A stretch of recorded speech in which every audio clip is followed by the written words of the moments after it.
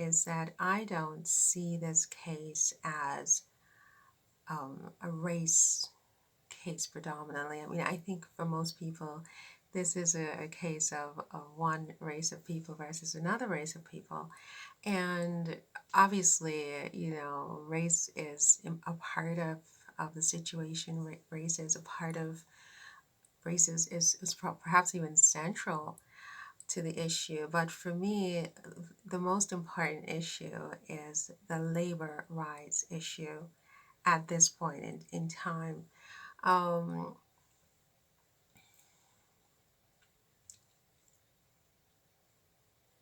right, right. It's more of the right to earn and the right um, to get a wage for your work, and the right not to have 100% tax of your income, which is really what slavery was. It's you've assessed a tax rate of 100% on only certain people in a society.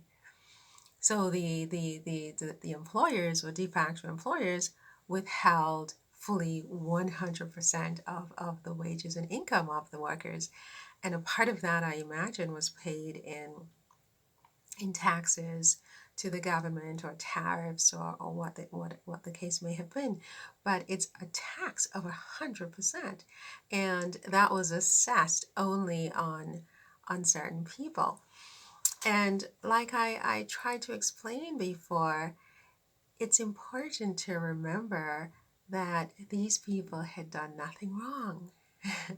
This is the bottom line. If you're going to punish someone in this way for so long, where you even assess that punishment or that tax or, the imprisonment, the incarceration on these plantations or wherever you kept these workers for so long. I mean, 244 years cumulatively, the entire lifetime of about 17 million individual people. These were not a monolith, right? And you assess this kind of punishment on people. Let's be sure that at least some of them were adjudicated as having done something wrong, anything at all, something that we can, look to and point fingers at and say, well, they were punished because they did X, Y, or Z, because this is a severe punishment by any standard. I don't think even the worst terrorists, the worst mass murderers have been punished, Ponzi schemers, what have you. No criminal has ever been punished to this extent, where you have up to 17 generations of their children also, um, you know, incarcerated and punished automatically by virtue of their birth when they haven't done anything wrong.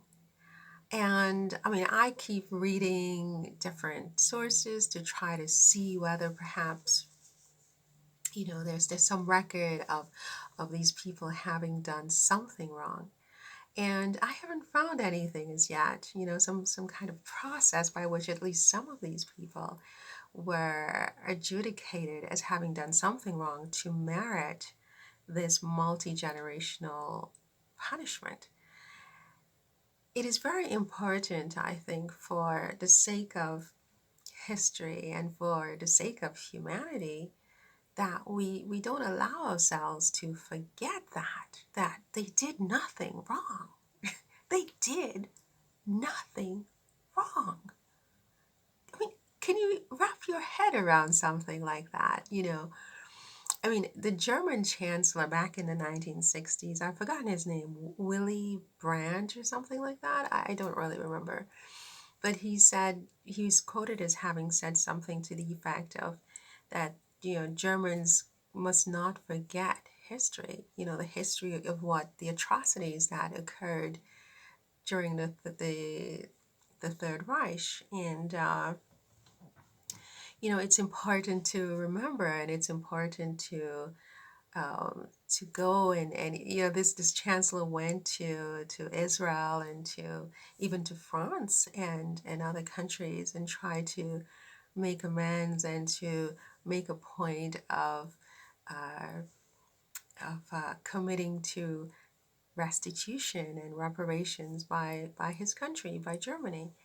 And I think he was sensitive enough to understand that, when you treat someone in this way, or when you behave in an atrocious manner towards someone, or towards a group of people who have done nothing wrong to deserve that kind of treatment, it is a moral debt at a minimum to try to make restitution.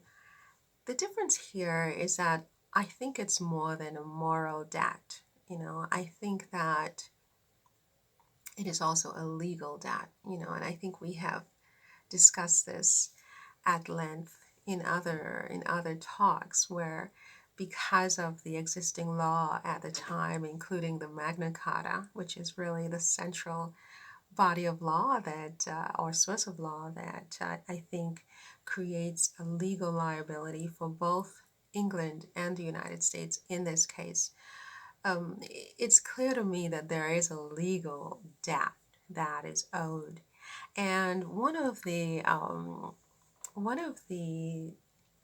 things I've sort of started to sort of think about recently is that these workers, these millions and millions of people, these individuals whom I've never met, but certainly I can never allow myself to forget, because they mattered, right? They mattered. And they lived and died with their very membership in the human species, in the human race, as being a member of the human community, just taken away by fiat, by their de facto employers and their governments. They were known and described and treated as, and you know categorized as non-persons, right? Chattel property. They weren't people anymore. And for me, this is itself a wrongful death. It's a pain and suffering that is imposed on people when you deprive them of their natural membership in their species, basically. And they've done nothing wrong. And again, we have to keep coming back to that, and I'm going to keep coming back to that, because that's really the crux of my issue with all of this history that has suddenly just exploded. Like, you know what is it? What explodes? It just exploded in my mind 50 years after my birth. It's like, what? What? What happened here? These people did nothing wrong, and this is the result, and this is how my government, or governments in this case, have handled this. This is the best they can do to take responsibility, to show some accountability for something like this. It is beyond the pale, okay? It's unacceptable, okay? If I were still a lawyer, I'd be all over them like a bad nightmare. I'd just be like suing everybody and their mother. But luckily for everyone, I'm no longer a lawyer. But in all seriousness, I just find it, I don't have the words really to explain how much the fact that these people had done nothing wrong, nothing, to have been treated in this way in their lifetime. And after they were quote unquote emancipated in the US by President Lincoln, God bless him, were set free into the streets with not a dime of compensation. I mean, most states in the US, you get $50,000 per year for a wrongful incarceration or a wrongful imprisonment, right? So if you figure that each of these people lived at least 50 years, you're talking about $2.5 million just for the wrongful imprisonment. It doesn't begin to touch the wrongful death, of the deprivation of their membership in the species. It doesn't begin to touch the theft of their property to their own bodies, okay? Um, it doesn't begin to touch the pain and suffering of, just having their wages and, their ability to leave an inheritance to their descendants, to their children and their grandchildren, etc., all the way down. None of that is touched. Just the fact of the wrongful imprisonment that occurred with the statutory and apparent authority of these governments is $2.5 million normally, right? So I guess in this,